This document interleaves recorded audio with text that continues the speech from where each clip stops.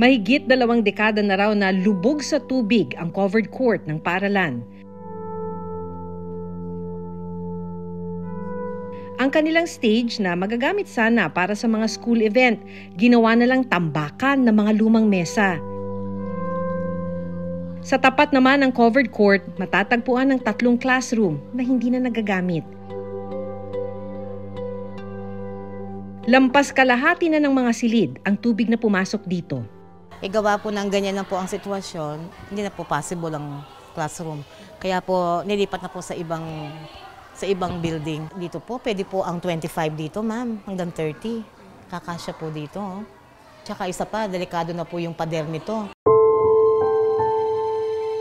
Hindi na po maganda yung amoy ng tubig dahil po yung sa mga isdang namamatay, talagang sumasakit po yun siya ng mga bata dahil sa amoy. O yun po, tignan niyo yung patay na isda. Maliit pa lang yan, ma'am. Meron pang mas malaki dyan.